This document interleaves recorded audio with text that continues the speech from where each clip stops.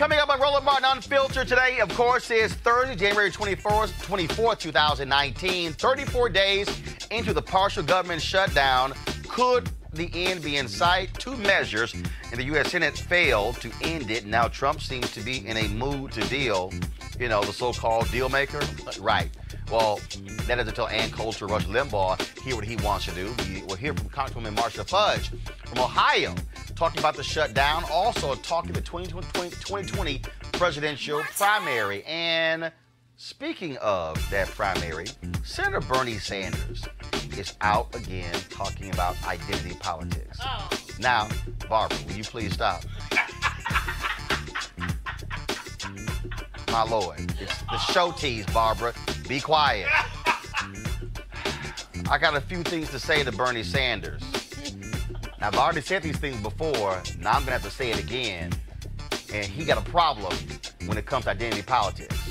All right, folks, with important parts of the government closed, important programs are in jeopardy, such as the SNAP or food stamps program. We'll talk with Janice Mathis, Executive Director of the National Council of Negro Women, about this very issue and how bad it is and how it could become. Also, we got an all-star lineup of stuck-on stupid white folks. The Commerce Secretary, Wilbur Ross, Trump's top economic advisor, Larry Kudlow, and Trump's daughter-in-law, Laura Trump, all make some dumbass comments when it comes to furloughed workers. And Bennett College is also in danger of losing their accreditation and closing its doors. Now they get a big donation from the CEO of Papa John's. We'll tell you those details. And guess what? A crazy white woman called the police on a black man for fixing his own car. That's now costing taxpayers $1.25 million in this one Illinois city. Wait until we show you the video and tell you about this story. Also, the Florida Secretary of State does not have a job as a result of blackface, and a white girl in Oklahoma is out of her sorority because of blackface as well. Y'all white folks gonna learn one day. And the Catholic bishop from Covington, Kentucky, home of all those white kids who acted a fool with the MAGA hats, he has some sharp, critical words for them when it comes to Christianity. But we know they're fake Christians. It's time to bring the funk on Roland Martin Unfiltered. Let's go. He's got it. Whatever the miss, he's on it. Whatever it is, he's got the scoop, the fact, the find. And when it breaks, he's right on time and it's rolling.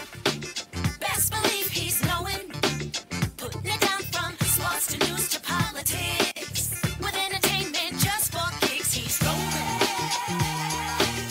It's on go, y'all. It's Roland Martin, yeah. Rolling with Roland now. He's funk, he's fresh, he's real, the best, you know he's Roland Martin now.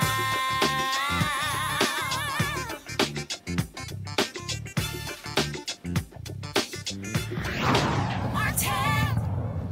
All right, folks, government shutdowns going on 34 days. You know it's bad. You know it's a bad day for Donald Trump when the Chiron on Fox News says Trump blinks. He was referring, of course, to the standoff between him and Nancy Pelosi when it comes to the State of the Union. Now, of course, you have the Senate taking up a couple of actions on the issue of whether or not the government will reopen. Well, here's the issue there. Two bills came forward. Both of those went down in flames. I just checked a few minutes ago. Senator Chuck Schumer said they have been involved in negotiations with Mitch McConnell. Also, what happened was 6 Republicans also crossed the aisle to actually vote for what the Democrats want, that is reopening the government without an actual deal in place. And so, quite interesting. Again, 800,000 people will not get a paycheck tomorrow, but remember, there are other people involved with this government shutdown who can't get benefits. We had John Boyd on talking about those black farmers who can't get their checks, and so many other people who are being impacted as a result of this standoff, this silly standoff that exists between Republicans and Democrats, largely because of Donald Trump and his insistence, like a child, on his wall. Now, in the United States Senate, I said there were 6 senators who actually crossed the aisle to say that they support the Democrats' measure to reopen the government without that wall funding. A little bit earlier, I talked with Congresswoman Marcia Fudge of Ohio with regards to this shutdown. Here's what she had to say. All right, Congresswoman Fudge. Jay, what the hell was all of that stuff? Everybody, obviously wants to know, will we actually see this government reopen? You have Donald Trump, who seems to not want to run afoul of Ann Coulter, Rush Limbaugh, and Fox News. And that really, at the end of the day, is what's going on here. Absolutely. Absolutely. Let me tell you what. The president could open the government today, this second. But because he's listening to Ann Coulter, to people in Congress who are on the far right of anybody that has any sense, he has now decided that that is his base, and he's going to do whatever it takes to keep that base. So the 35 to 37% of all of Americans who think that no matter what he does, right, he's okay, he is playing to them. Even though he said, it is my shutdown, I will own it, I will not blame anybody for it, it is my and I'll be proud to do it. The thing that also is amazing is that Congress, have they forgotten, they can override a veto. Absolutely. I mean, so even if, this whole deal of, well, he won't sign it, it's 2/3. Mitch McConnell has been absent up until today.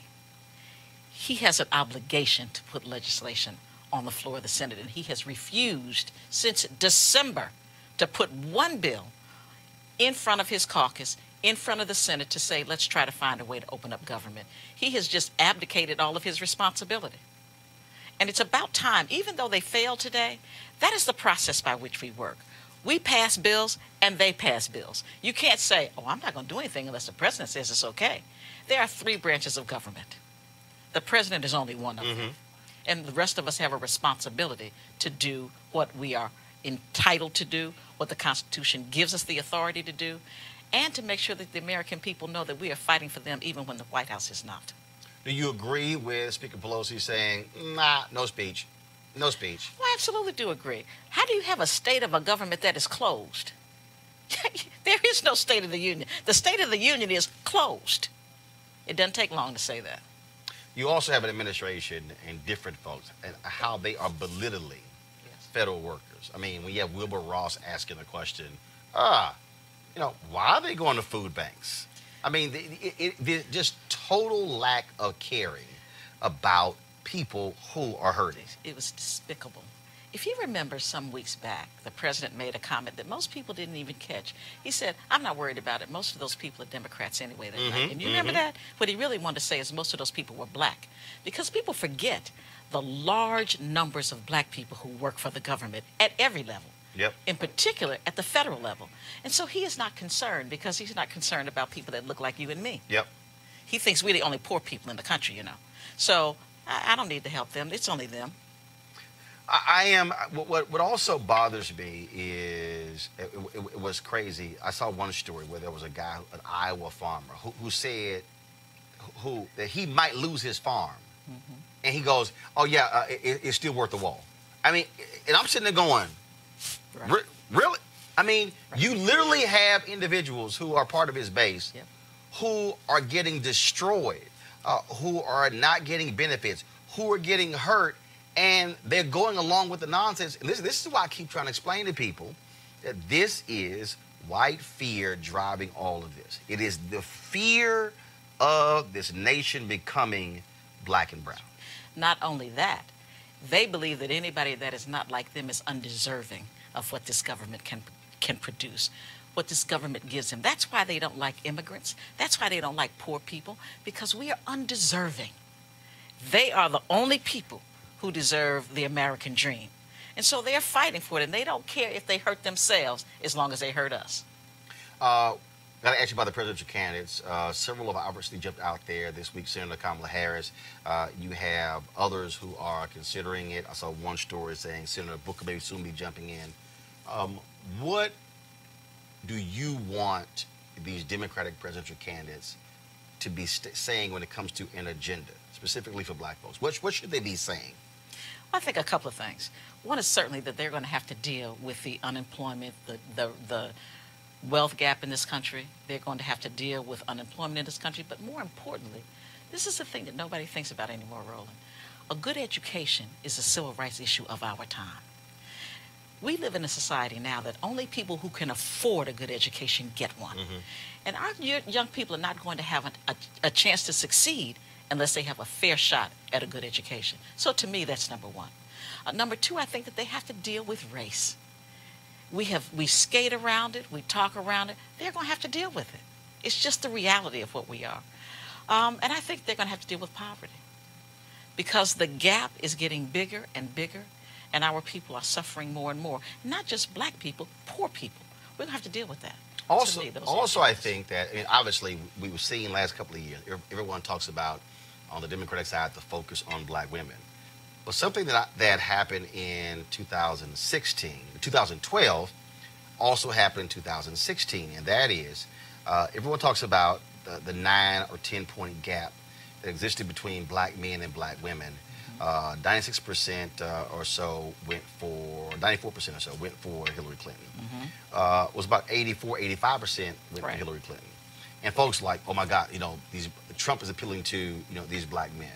But there was a 9 point gap with Obama and Romney. Absolutely right. And I keep telling people, look, you have black men who are feeling as if completely left out. That's right. No one's talking to us. And I've yet to see anything that is specific. In fact, I remember having a conversation it was a night at the Congressional Black Caucus dinner in 2016. Right. With you backstage with Hillary Clinton, with Huma and Marlon Marshall. And I said, that's right, y'all got a black man problem. You did. And they just looked at me like I was crazy. I'm like, okay, I don't understand what y'all doing. They had the mothers of the movement out there. I'm going, y'all better be having black men out here. And people acting it was no big deal. And I keep telling people that's going to be an issue. Oh, it is. Oh, I remember very well that you said it, and it caught everybody off guard. She looked at you like, well, really? Yeah, we do have a black male problem. I don't care who the candidate is at this point. If they don't address it, they're going to have a problem. Because we have basically neglected black boys. We have not brought black men into our conversations as it relates to where we want to go as a nation. We haven't included them at the levels they should be included in as it relates to these campaigns. We have a problem. We absolutely do. Well, it's going to be interesting to see in terms of how this thing rolls out. And then how these candidates address these issues, and I think they now know. If you're Senator Bernie Sanders, you can't ignore black people for 6 months and think I'll talk to them when they get to South Carolina and the other folks. And now those primaries have moved up. I think you're going to have a totally different presidential campaign than you've seen before, because even before Iowa votes, early voting starts in California. So the map, I think, has totally changed than in the previous election. Well, I'm glad you said it and I didn't. I think that that's absolutely true. You can't just talk to black people when you need them. You have to let black people know you are engaged. And I think it's time that we really look at some of these people's records. We have a 40-year record for Bernie Sanders. 40 years. And I would like for someone to tell me what he did while a member of Congress and or the Senate that specifically helped black people or poor people. I'd like an answer to that question. Well, we're going to try to get one. All right. All right. Good. Congresswoman Fudge, I appreciate it. Thanks a lot. Thank you. Thank you. It's always good to see you. All right. Thanks a bunch. All right. All right, folks. Let's talk about all of that, unpack it with our panel. Dr. Greg Carr, Chair of the Department of Afro-American Studies at Howard University. You already heard Barbara Arnwine, founder of the Transformative Justice Coalition. Also, Dr. Cleo Monago, socio-political activist and analyst as well. And even though she's here on the SNAP conversation, you know she's going to have something to say. So might as well go introduce Janice Mathis, Executive Director of National Council for Negro Women. Obviously where we stand when it comes to the furlough, do you believe there will be a deal here? Or is it smart for Democrats to stay holding out? You have 6 Republicans who crossed in the Senate. They are also getting pressure from constituents. And Trump, Fox News is going to keep telling him, Fox and Friends is going to keep saying, Lou Dobbs will keep telling him, Sean Hannity, don't do it, don't do it, don't do it. I think it's going to have to take either them more crossing or somebody finally wake up and go, wow, we can actually overturn a veto. Yeah, and they can. I mean, as you said, the measure, the Democratic measure passed 52-44, like you said, with the 6 crossing the aisles. What struck me as interesting, and it ties into what the conversation you just had with Congresswoman Fudge, Johnny Isakson from Georgia was one of the ones who crossed the aisle. They know demographics. What you brought up in terms of California, early voting, the world has changed. And you can't keep running this MAGA, Make America Great, white supremacy thing and hold on. The wheels have come off that. And slowly, when I see Isakson crossing, and then Ted Cruz gets jumped on by Bennett from Colorado and said, yeah, man, oh, my God, that was lovely. Brother, I'm saying this thing now. That was lovely. It's falling apart. I mean, we want to say something about it, but it was crazy. Don't talk, Barbara. Well, listen, I believe that it's going to get resolved in the next couple of weeks because... Weeks or days? Weeks. Well, possibly days. Because look at the polling numbers. I mean, this is really hurting this man. He's lost 8 points on, disapproval. He's gone down lower into the 32% range. Come on, folks. I mean, and we see that this is very unpopular with the American public because people forget it's not just 800,000 people, everybody. It's 4 million additional folks who are affected daily by the federal government who rely on those wages of those 800,000. So people get it wrong. We're losing $1.2 billion every week behind this shutdown. Tomorrow, it will be $6 billion lost dollars. So this is serious. There's no doubt about it. This thing is going to get resolved. And he's not going to get his racist wall. Yeah, I think it's going to be resolved soon as well. And I think that the reason he said that he will support the meeting between those two, Schumer and McConnell, so when they make the decision to stop this, it won't be him failing. It'll be him supporting that those two had a conversation and they came to a conclusion. Because if Trump is nothing else, he's slick, though he's crazy.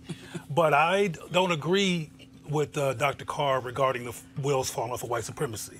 I think that the wheel of the optic lens and being concerned about how things look, which is why Steve, what's his name? What's the white supremacist, Steve something? Steve King. Said the stuff he was saying because he still got a Hitler hat, but he took it off for a few minutes to try to save his butt.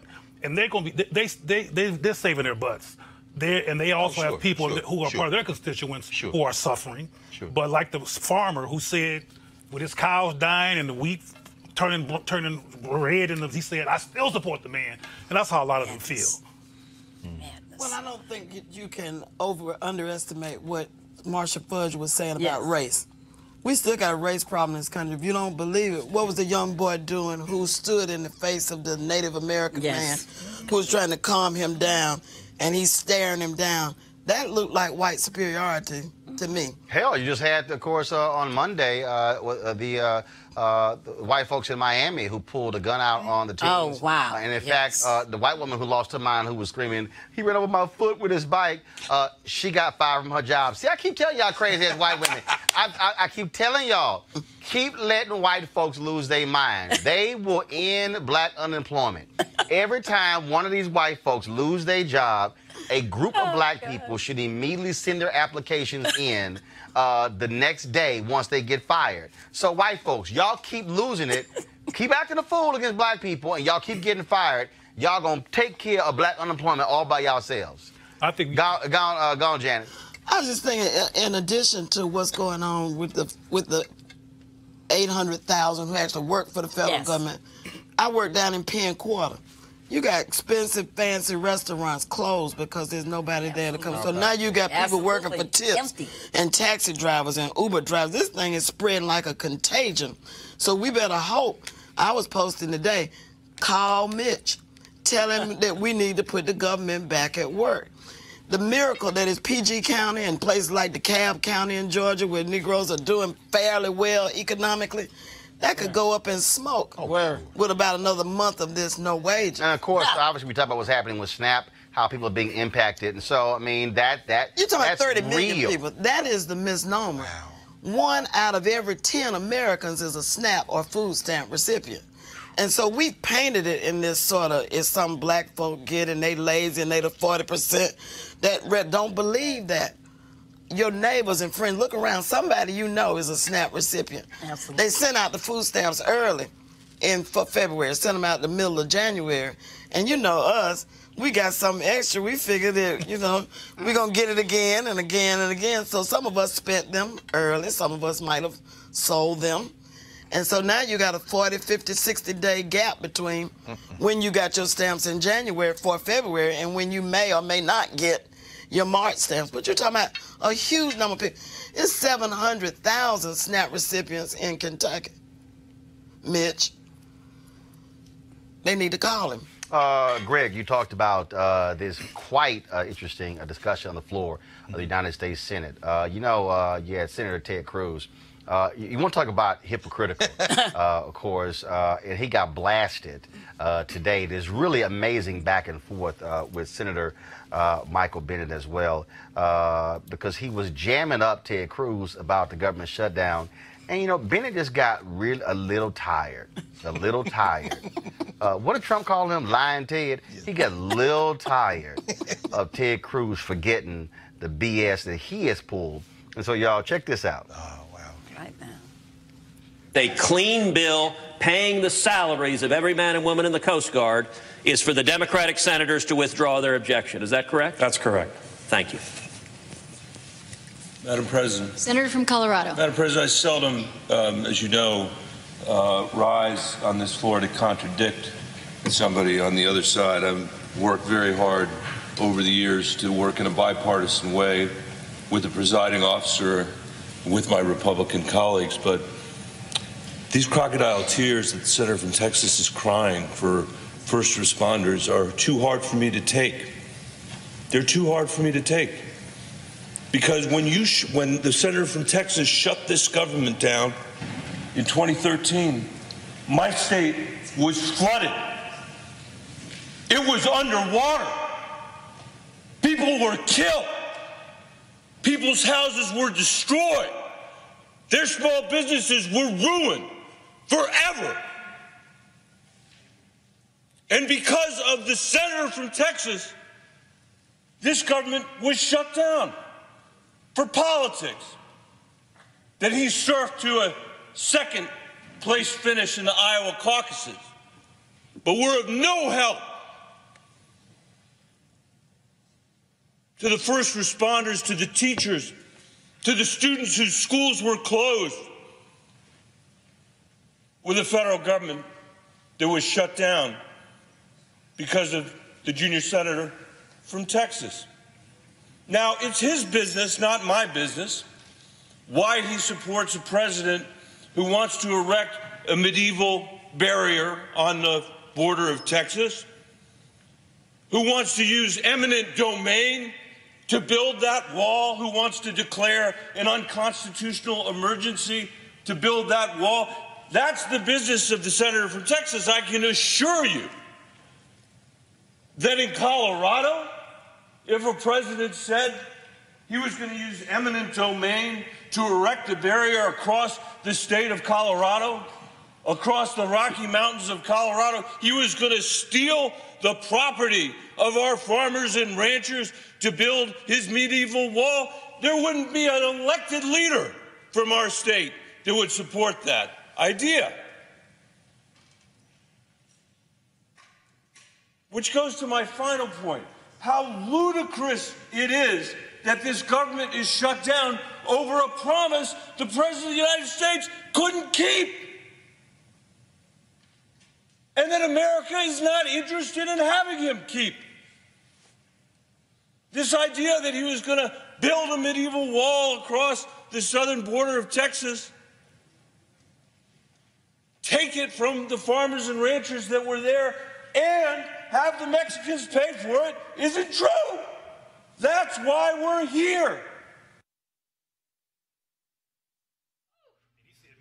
God damn. You know, interesting. Ain't nothing like a fired up white man.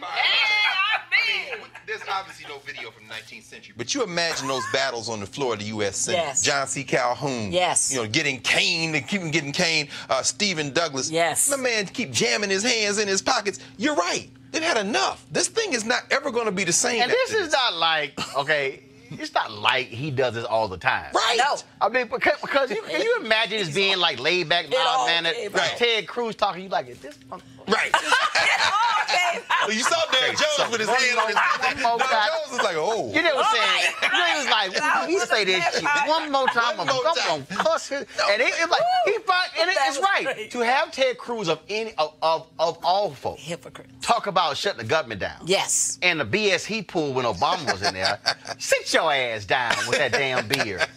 Right. I mean, that's all it is. It's stupid. You don't like his beard? Hell no, I don't like his damn beard. Trying to grow a chin, man. But now you gotta- I'm a voter from Texas and I ain't vote for his ass. Right.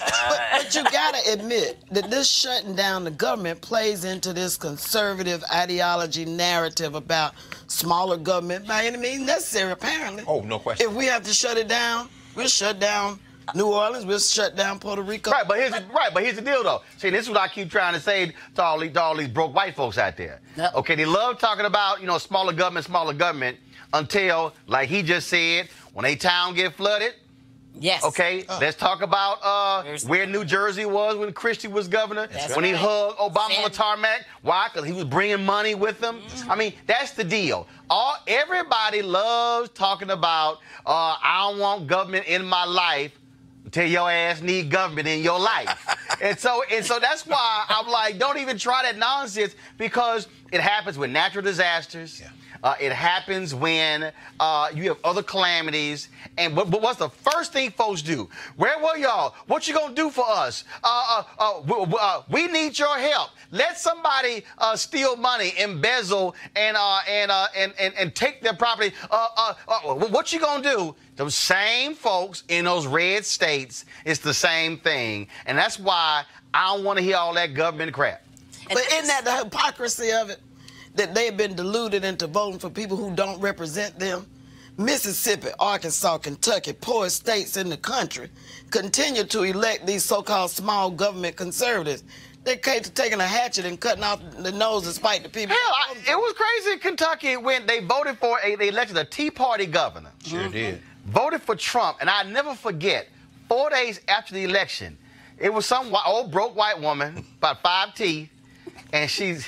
You didn't say that. She's like, I sure hope they don't take out Affordable Care Act. I said, dumbass, you just voted for 2 people who absolutely want to take the Affordable Care Act. Well, that's why I say Isakson crossed the aisle. Georgia's demographics are changing. He reading the writing on the wall. It isn't just Susan Collins in Maine. As these demographics change, I agree with you, Doc. They're not going to peel off all these hardcore races.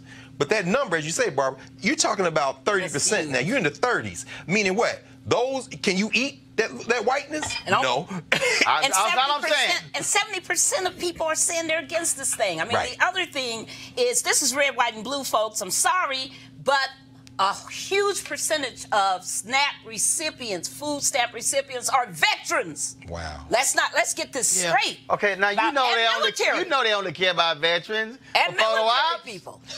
Oh, military. Now we know they only care about them for photo ops. They cared about them. They wouldn't send them to Iraq 8 times in a row without no release. Everything. But the white supremacy system and intention Yes. has always ridden on an experimental model that transforms based on the current context. Yeah. And I don't got time to get into all of that, except to say that when they voted for Trump, they were being white, crazy, subjective, self-serving, race-obsessed. They weren't thinking about, and some of them still don't think about the logical outcome of voting for somebody who's Donald Trump. Now, some of them, based on circumstance, are going to say, we made a mistake. Some of them, even with 3 or 4 teeth, going to say, maybe I should second guess my psychosis. But be clear.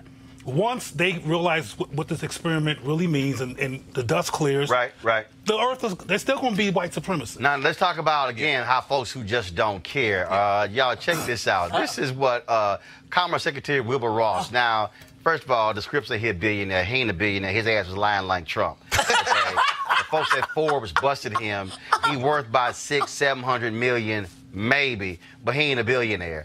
And so this fool, matter of fact, this is exactly why we created this segment on the show.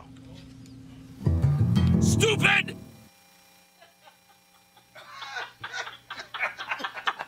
The brain was canceled. Y'all like that? Play it again. Stupid! Okay, play it one more time. Stupid! All right, so y'all, this was Wilbur Ross on TV today. There are reports that there are some federal workers who are going to homeless shelters to get food. Well, I know they are, and I don't really quite understand why, because, as I mentioned before, the obligations that they would undertake, say a borrowing from a bank or a credit union, are in effect federally guaranteed. So the 30 days of pay that some people will be out, there's no real reason why they shouldn't be able to get a loan against it. And we've seen a number of ads from financial institutions doing that.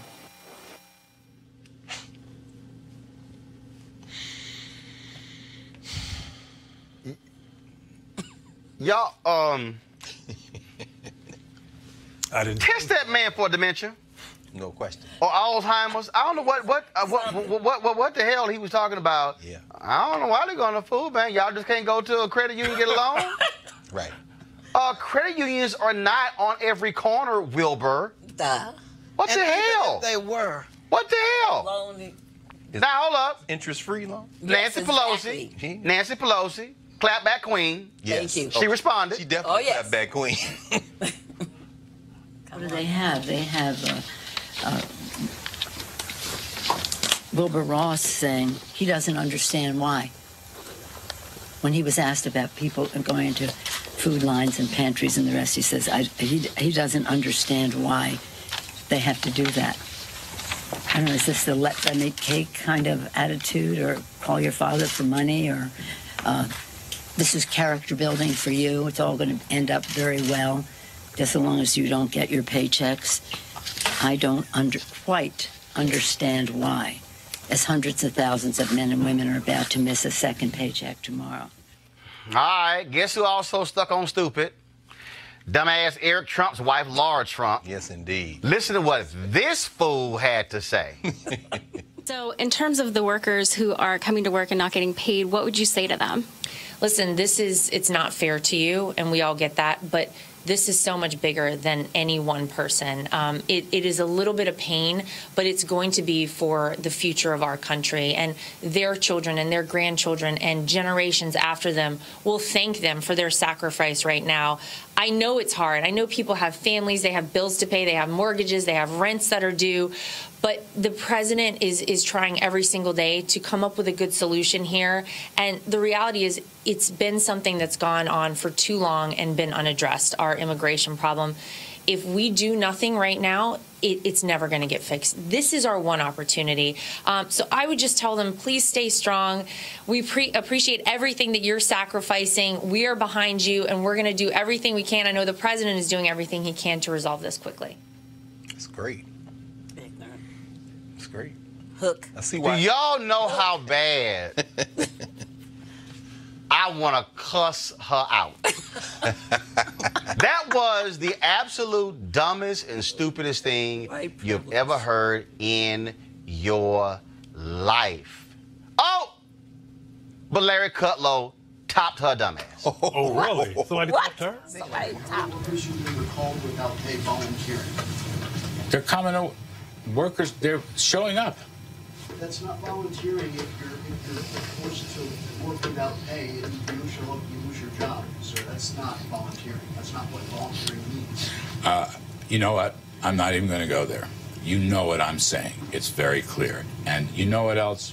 With respect to people who do have financial hardships, as someone was asking, they are coming to work and giving them the same 24/7 work they always did. And I will say to you, whatever semantic game you think you're going to play with me, and I'm usually an easygoing guy, give them credit. Okay? They honor us. They honor us by their service. I don't care whether you're a Republican or a Democrat. I mean that sincerely. They honor us.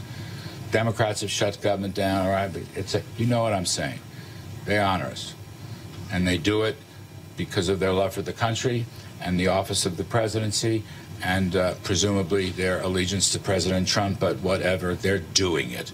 Give them some credit. You know, there's a lot of wonderful people in this country. There are a lot of wonderful people in this country, especially some of these young. I've become a great fan of the millennials. Let me tell y'all something. I can't deposit none of that bullshit he just said.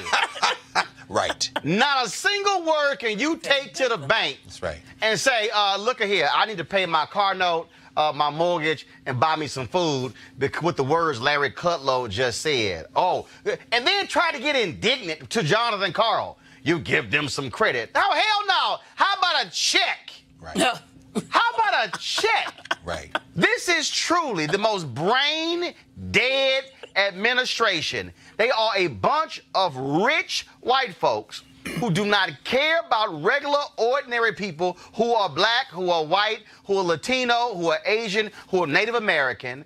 They are arrogant. They fly their private planes. They take their vacations to all kinds of different places. Don't care.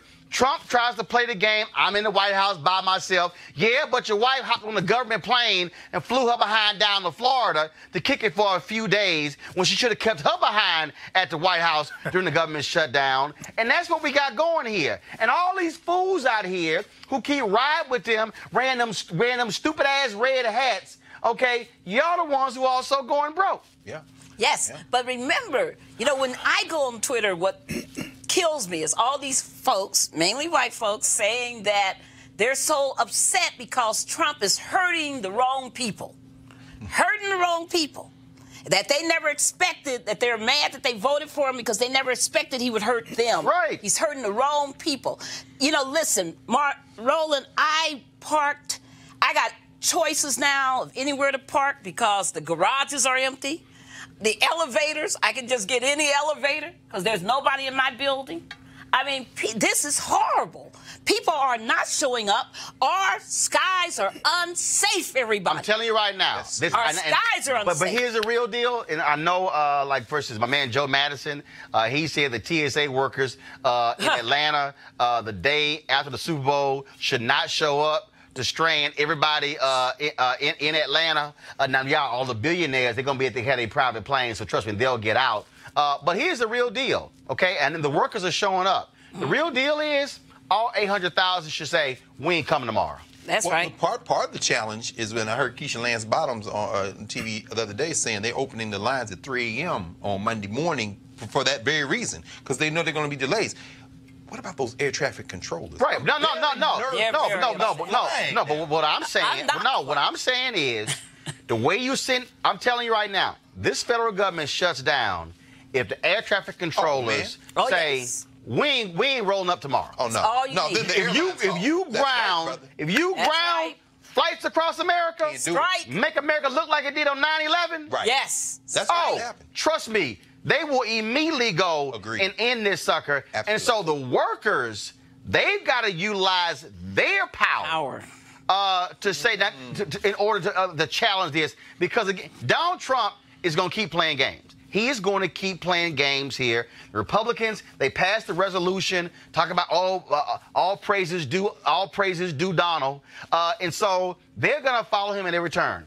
If those workers, if the air traffic controller workers and the TSA workers say, yo, y'all figure out how to fly without us. Right. Yo, I'm telling you, this thing shuts down. That's right. I got to pick up on this story here I got to deal with because this is an article in GQ that was done on Bernie Sanders, Senator Bernie Sanders. A very long article talking about him running, of course, for president. Here we go to my iPad. And so here's a paragraph from the story. It says, in a Democratic Party that is increasingly deriving its energy, not to mention its votes, from minorities and women, Sanders remains a critic of identity politics and a firm believer that issues of race, while important, are not as salient and determinative as those of class. Quote, there are people who are very big into diversity, but whose views end up being not particularly sympathetic to working people, whether they are white or black or Latino, he said. My main belief is that we need to bring together a coalition of people, of black and white and Latino and Asian American and Native American, around a progressive agenda which is prepared to take on an extraordinarily powerful ruling class in this country. That is my view. Many of my opponents do not hold that view, and they think that all that we need is people who are candidates who are black or white, who are black or Latino or woman or gay, regardless of what they stand for, that the end result is diversity. he hastened to add that, quote, diversity is enormously important, but there was a bigger goal, quote, to change society and create an economy and a government that work for all people. Now, let me unpack this and properly deconstruct it. Senator Bernie Sanders has been a consistent and frequent critic of what he terms identity politics. He talked about it a lot in 2016, and since the election of 16, in 2017, in 2018. This article came out this interview was done in October. It's just coming out in issues right now. Magazines typically have a 3-month lag when it comes to these issues. Here is the problem, which I have, just so y'all know, I have personally told Senator Sanders this to his face. The fundamental issue that I have with him is that he has a flawed argument when he talks about identity politics. Just for all y'all to understand, identity politics was a phrase derived by white Americans out of the 60s, of the civil rights movement, some call the Black Freedom Movement. Yep. The phrase identity politics came about because white Americans were saying, how dare y'all demand, quote, special treatment, when in fact, black folks were not demanding special treatment. What black folks were saying is, no, give us the same rights as y'all got under the United States Constitution. So what they did is, by black people demanding to be able to go sit in hotels and live and sleep in them, demanding to go into restaurants, demanding to swim in swimming pools, demanding to walk in parks, demanding to ride a bus without having to sit in the back, demanding to be treated as a full American, whites called it identity politics. So as a result, since the 60s, anytime black people have been demanding equal rights under the law, it's been phrased as identity politics. Then, of course, everybody else saw that. Other groups that were oppressed, women, Latinos, gays and lesbians, said, hey, wait a minute. We also have had the government, power of the government being used against us. And so white critics said, identity politics. Senator Bernie Sanders is literally using the same language as the critics of the Black Freedom Movement.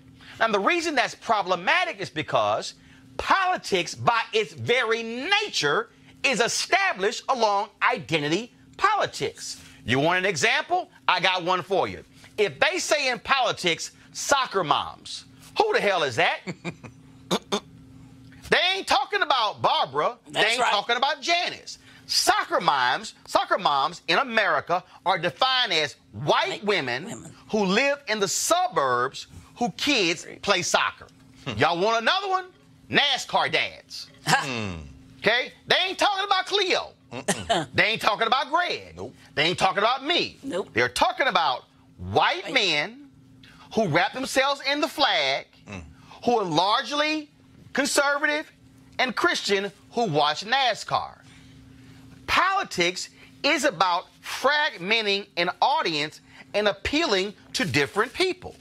I can go down the line the phrases that pollsters and consultants have used over the course of history to determine how we reach people. 1960, John F. Kennedy. Why was he so not sure how I'm going to talk about civil rights? Why? Because he did not want to offend white Democratic Southerners who were racist because he needed their votes in order to win. That's why he was skittish. That, folks, is identity politics. What Bernie Sanders is going to have to learn is that if you think you're going to get black votes, you cannot keep using the same language that white critics have used against black people for demanding what is right. Now, when you talk about being right on the issues, Senator Sanders, we absolutely want candidates who are right on the issues. But what you need to understand is that this is the first time in America, definitely since Reconstruction, where you've actually had 4 black United States senators. You haven't had that. You had Deval Patrick, who was a 2-term governor in Massachusetts, who was considering running. Eric Holder, former attorney general, is considering running. To have 2 or 3 or 4 black folks actually running for president is a major thing. So when Bernie Sanders says, my critics, what they're saying is, oh, all we want is black or somebody who's gay or women. No, Bernie, what America is saying is that we have had to look at white men like you for eternity. Do you know how many white men have served on the Supreme Court? In American history? Bernie, I want you to walk into the United States Senate and stand there and say, damn, there's a whole bunch of white men in here. Bernie, go into Fortune America, Fortune 500 companies. You're going to see a sea of white men. So, Bernie Sanders, I understand that you believe that you're right on these issues and other folks are not advocating these issues. But you need to also understand, working class is an identity politics phrase. Real America is an identity politics phrase. All of this, Bernie Sanders, is all the language of politics. And so when you come in moralizing as if somehow I am greater than this, and this thing really isn't about race, it's more about class, that also is nonsensical, Bernie, because class is also about race. Because if you begin to break down where folks live and where they work, Janice earlier talked about why African Americans respond so differently to a government shutdown, because the percentage of black folks who work in government is much higher because we've been frozen out of corporate America all these years. There's a reason why black people lost so much during the previous times when Republicans shut down government on the federal level and the state level when they cut those jobs, because more black people are operating with 6-figure jobs in politics and government because government was seen to be more fair than corporate America. And so, Bernie, why are you out here talking about race and class? You need to understand that America still is making decisions based upon race, and race is driving class. Now, I know this interview took place in October, and I know that you were in South Carolina, and you were there when Senator Cory Booker was there, and you made some comments talking about racism in America on Monday. But if you continue with this crusade by trying to trash identity politics, let me be real clear. You will never get the Democratic nomination for president, because black people, when they hear you criticize identity politics, what they're actually hearing is you criticizing black people fighting for advancement. A suggestion from me, you might want to take that out your vocabulary. Because if you continue to use it, I can guarantee you, you will not be facing Donald Trump in 2020. Just saying. Gotta go to a break. I'll be back. I'm Rolling Martin Unfiltered.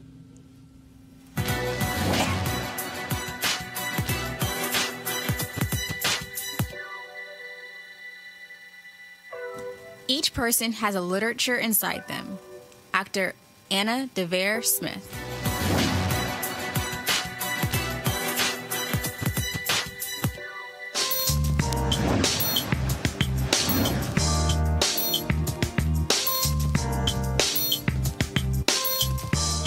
HBCU Giving Day. Our university, pull the graphic back up, please, is J.F. Drake State Technical School, founded in 1961.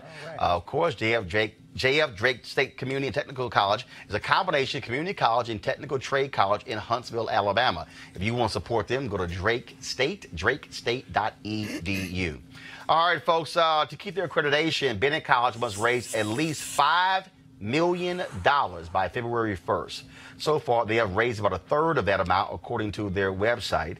Many folks have been coming to their aid. Of course, folks like Jesse Smollett and other entertainers will be talking about staying with Bennett.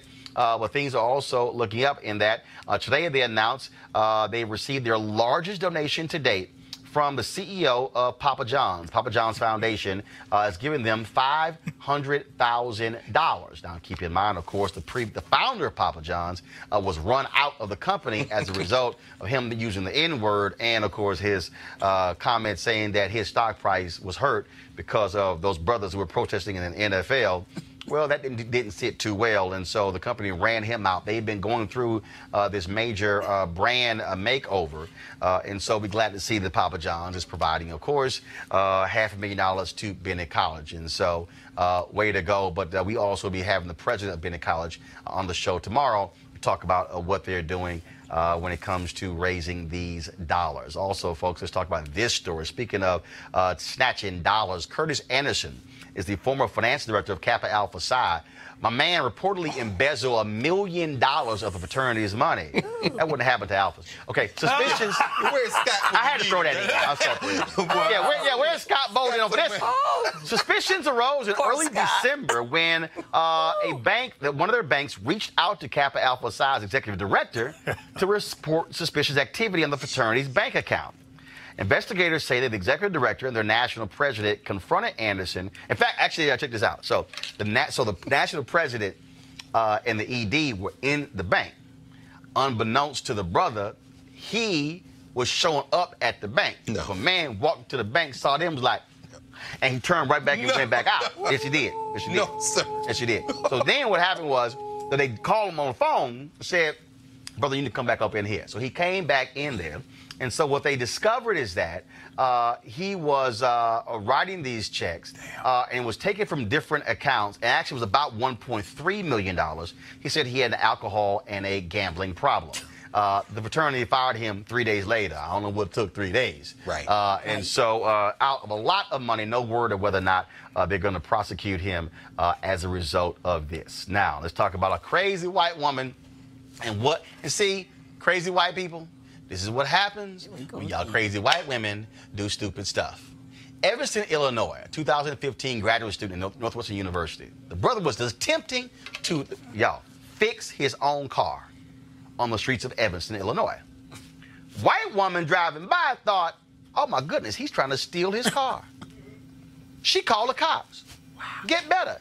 She follows my man. Oh, come on. In her car. What? Now watch what happened. The woman's voice at the end of the tape is the woman who called the cops. Hit play.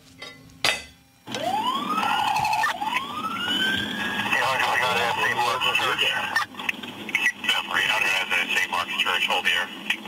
All right. I got my...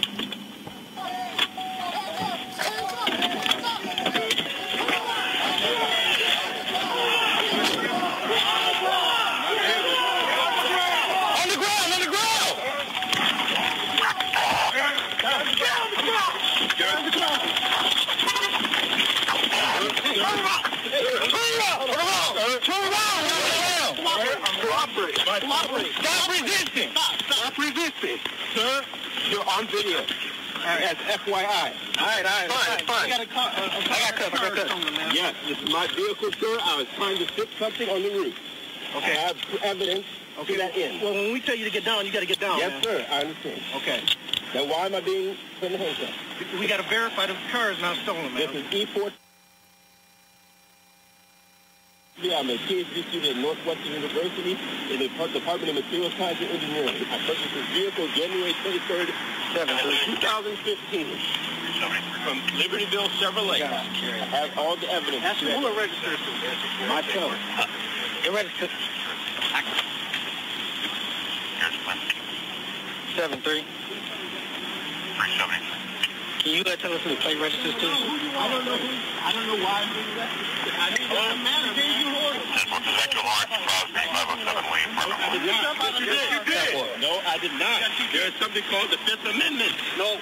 Okay. That doesn't apply. Yes, it does. No, reasonable search and seizure. Why? Hey, what's up? Hi, I called. 506. Okay. It looked like he had a bar in his hand and was trying to jimmy it open. Okay. I feel really like I didn't mean to like racial profile. Just like no. Like that. And I don't want to like. All right, man. Calm down. I didn't mean to racial profile. Your ass just cost the city $1.25 million. Lawrence Crosby, who was then a 25-year-old engineering doctoral student. Nice. Yes, Lawrence has gotten a check for more than $1 million. My man. But again, this is six plus cops show up. Right. Brother could have been killed. Yes. Because his white woman thinking And what he was doing is, she said, oh, it looked like he hit a bar. No, he actually was fixing the molding or something that was on his car. He was fixing that. Well, I just want to, what was going through my mind, because I used to work in law enforcement, is that, and I've said it before, thank goodness for video. Because a lot of brothers go through that and they don't live. Right. And we don't hear about them. That's And people even driving by, I'm talking about including black people, go, subconsciously, he must have done something. That's right. Yep. And they're gotten rid of, and we move on to the next thing. So it's a good thing that he lived through that, but I want people to remember that this is the one that made national attention or attention of your show. Many of these cases we never even hear about. I go to local communities all the time and hear about these kind of incidents. And what I keep saying to these folks, y'all are costing taxpayers money. Yes. When we talk about police brutality, the exact same thing. Oh, speaking of that, punk-ass Sheriff David Clark. Not him. Mr. Fake-ass Meadows himself. Not him. Not him. Let me, since we talking about costing people money, I was on Ryan Grimm's page a little bit earlier, and apparently, yeah, punk-ass David Clark. 4 people died in Sheriff Clark, his jail. That's right. Yes. He was still the sheriff. That's right. One of them died because they withheld water from him. Yes. Also, there was a baby that died in his jail. Now, he running around here, always running his ass on Fox News, talking about law enforcement, how nobody respects law enforcement. But whenever something go down, like these cops here, he doesn't say anything. Well, I was reading a story earlier, and I retweeted it. Apparently, they are very close to a $6 million settlement as a result of that man dying in the jail there. And the point that I keep raising is that these things happen, and you don't hear the fiscal conservatives never talking about how this is costing taxpayers. That's right. When New York has spent nearly $500 million in settlements. Chicago, same thing. Yes. You never hear, where's Grover Norquist and all the tax people saying how this is grossly unfair, the amount of money is costing cities for these settlements? And this week, Roland, it came out, I don't know if people saw it, but it came out right after MLK Day that there are more city police departments now saying that they're not going to use body cams anymore. Oh, right. Sure. All the cars, the store, saying that the cost of the cameras and having to store all this video is just, you know, it's just. Say it again, Janice. Just too much truth. They want to get away from and too many barriers for murder. Right. Is what's going on. At the end of the day, whether you get $1.3 million, you settle for $6 million, you can't bring a life back. That's right. And this brother, I mean, he's gonna be traumatized. As a black man, I think about myself, black women. When you get stopped by the police, you never really recover from that. The idea, so I don't know how much money they wrote for that, brother. That's right. He got kneed in the back. He's on the ground. He's never outrageous. going to. And you know what? The United States of America, as it crumbles, I really can't find myself feeling bad because we are surveilled every day. I'm serious. I mean, let them feel this pain. I'm like Martin Luther King. We need to redistribute this pain because that's too much. Well, people forget the speech that was found in Dr. King's pocket that he was going to deliver was called "Why America is Going to Hell." On the hell. Why America is going to hell. That's right. And what the problem with Bernie Sanders, I mean, I really hate that he's running because if he's going to misuse his platform and not talk about white structural racism, he's doing a disservice to every American. Well, he's not going to talk about white structural racism and then complain about identity politics at the same time. Right. That's what I'm saying. He's got to, I mean, he really needs to go through deep education. Just want to give the name. Go to my iPad, please. This is the Milwaukee Journal Sentinel. The brother's name was Terrell Thomas. His estate is said they're going to receive about $6.7 million to resolve that case. And yeah, punk-ass David Clark was the sheriff, and he hasn't said a jack about this. He's always trying to criticize Black Lives Matter, saying they don't care about black men being killed. You clearly don't care about black men being killed when one died in your jail when they deprived him of water. And Mr. Fake Meadows, you haven't said jack. Now, you want to come on this show and talk about it? Bring your big-ass cowboy hat. I got lots of room for you on here. I had a conversation any day, Mr. Fake Meadows. That's right. And can I come? To that sure, not a problem. You can be here. But see, he's not no coming, problem. no. We know he's not. He ain't coming. But again, though, right. That's right. That's right. But Roland, that's right. Very simple, Sheriff Clark. I think bring it. I think it's all you gotta do, Sheriff Clark, real simple. brink. Lackeys. I think it's important to make a correlation here. When these white jurors, or majority white jurors, are on these juries to make a decision around, are we going to put the cop in jail for murdering a black person or not, they often find them not guilty and they want to becoming acquitted. And you mentioned earlier about the man with the hat, punk ass something, whatever his name is. David Clark. These people do not see black people as worthy of life and respect. Right. So they're willing to sacrifice these millions as long as the agenda stays in place. But They're not complaining. Right. But he's a Thomas Clarence I just need black. white taxpayers to wake the hell up and go, yo, y'all costing us money. Sure. Yes. All right, folks, let me go to see Florida. And today, the Florida Secretary of State, the guy who was appointed to the position, Michael Erdel, he ain't got a job today, y'all, when these pictures of him surfaced from a private Halloween party 14 years ago. He was making fun of a survivor of Hurricane Katrina. Yep, dressed in blackface, and yep, his ass out of a job. He resigned, and the new Florida governor, Ron DeSantis, quickly accepted his resignation. Just talk about a couple of crazy white women at the University of Oklahoma. They tri-delts. Nope. They used to be tri-delts. They thought it was a good idea for one of them to put on blackface and the other one to film it. Press play. Look at him. Come on. Look at him. That graphic gonna be wore out.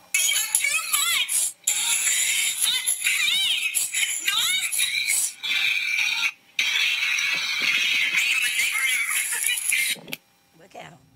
Well, they used to be tri-delts and they used to be students at Oklahoma University. They don't walk their ass out the building.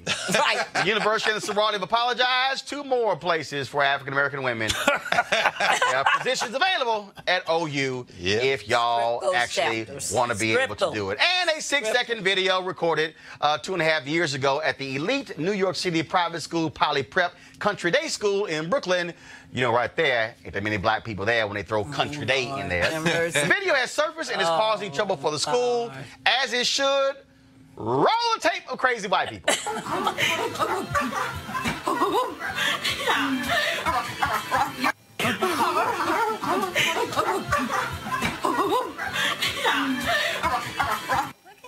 Well, on Friday, hundreds of students at the school walked out of the assembly, all dressed in black, and staged an hour-and-a-half sit-in protest of this video. And here's what's amazing. When the video was made, the girls were in 6th grade. One student is no longer at the school, but 2 others are still there. My goodness. Ain't that something? Come on, man. I tell you, Are y'all shocked? No, we're not. Nope. No. We're not. Nope. But clearly, Rollerball Unfiltered No, of course is going to be soon renamed the Crazy Ass White People Video Show.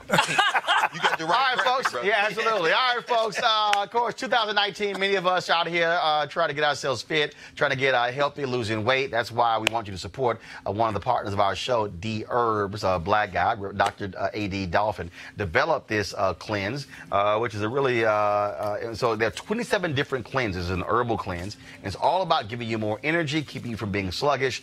And again, if you want to lose weight, that's one reason you could do it. Also improve your overall well-being. Another reason you can also do it as well. So I'm on day 16, so I have 3 more days left of the 20-day cleanse. So it's been raw vegetables and fruits. That's it. So y'all like, damn, yeah, you ain't lying. That's all it's been. But it's been going well. So I'll tell you on Monday how everything goes. And a lot of us, of course, people were just eating like crazy during the holidays, and they want to get rid of all that processed food and fried foods. No, I didn't do anything. I did none of that. What's wrong with you? And so if you want to get rid of your toxic buildup, go to DHerbs.com. DHerbs.com. Use the promo code ROLLIN. DHerbs.com. Use the promo code ROLLIN. Or you can call 866-4-DHerbs. 866-4-DHERBS. And again, the promo code is ROLLIN. So I want you guys to be sure to use that and support the folks who support this show. And that is D Herbs, the full body cleanse. They have 27 different cleanses. And so you can do a 3-day, a 10-day, a 20-day, all kind of different ones. So go to their website, dherbs.com. All right, folks. That's it for today. Final comments. Janice, what you got? Well, something struck me that Larry Kudlow said. He said, we should give them credit because they're doing it for the love of the country. And I thought about which of our elected officials has demonstrated the least amount of love and loyalty for the country? The guy at the top. The guy at the top. You got to wonder whether or not he's a traitor to the country. Cleo Monago. I really appreciate the interview with Fudge, and I really appreciated your focus on that black men have felt alienated from this process and have not been attended to. And I'm thinking about what Kamala Harris is going to have to deal with when her husband comes from the backstage while she runs for president in terms of how black men are going to respond to that. Okay.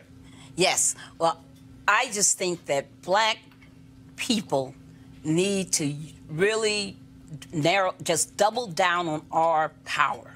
And that includes the strikes that we were talking about.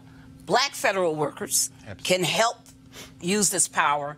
We can't just let this man. The only person who loves this shutdown is called Vladimir Putin. You think so? Oh, absolutely. Who benefits? All our national security is down. Who benefits? Russia. Let's get clear, folks, about what this is. I'll just say, I spent a lot of time at the Smithsonian Museums, and when I saw that yesterday footage of this black woman, a security guard at one of the museums, saying that she's going to be evicted before she walked into Mitch McConnell's office. He's a feckless coward. And anybody that would do this to people who have to live from paycheck to paycheck, forget not being an American and not being patriotic. These people don't have basic humanity. So we have no obligation to do anything other than oppose them in every way we can. And in fact, this was a tweet that he sent out yesterday, Mitch McConnell. Here we go to my iPad. Enough political spite, enough showboating for the resistance. The president has produced a fair compromise that pairs full-year government funding with immigration policy priorities from both sides. It's time to make a deal. This is coming from the same guy who blocked Merrick Garland. This is the same guy who said that we're going to make sure that Obama is a one-term president. The reality is they don't care. They don't care about these workers. They don't care actually what the polling say. They only care about the having Donald Trump send a bad tweet about him. At some point, the Republican Party is going to have to wake the hell up and say, this man is crazy. But here's the reason why they won't say it. Because they know he's crazy, but he's giving Mitch McConnell all he wanted. And you know what that is? A largely white federal judiciary. That's right. What they have done is largely appoint white men. And when I say largely appoint, folks, when I say white men, it's like 88 to 90%. There's not been a single black woman, I don't believe a Latino, has been appointed. What they want is they want complete control of the federal court. That's right. For the next 40 years. That's right. And so they want to ensure that by 2043, when America is a majority nation, people of color, that there'll be federal judges who are right-wing and who are white. That's right. Who are deciding the laws of this country. That's right. That's why Mitch McConnell is not going to buck Donald Trump. That's right. Folks, there's only one show like this on digital, on cable, on broadcast. Nobody keeps it real like we do. No one does it unfiltered. We want you to support us by going to RolandMartinUnfiltered.com. Tomorrow, at the end of the show, we're going to be, of course, running the video of all of our donors. We do that every single week because we want you to know who is out here supporting us. Our goal is to get 20,000 of our fans to contribute an average of $50 each for the whole year. That's $4 a month, about 13 cents a day. Why is that important? Because all the stories that we covered, all the interviews that we did, I can guarantee you, you're not going to see that. You got an all-black panel. I'm telling you right now, you are not going to see this on MSNBC. That's right. On CNN, on Fox News, on ABC, CBS, on any of these networks, unless it's a major black story, and they have no problem then finding black people. We know how to find black people every single day to talk about stuff every single day. But your dollars have to make it happen. And also, folks, we've got to fund our freedom. If you want us to cover this presidential campaign, to go on the road, there's going to be a CNN doing a big old town hall with Kamala Harris in Iowa. Well, guess what? We need to have town halls on HBCU campuses. We need to have town halls of just black men or town halls of just black women. And the only way that happens if you also support what we're doing. Those are our plans. We need you to help us. So go to RolandMartinUnfiltered.com. RolandMartinUnfiltered.com to make that thing happen. All right, folks, I shall see y'all tomorrow. Holla!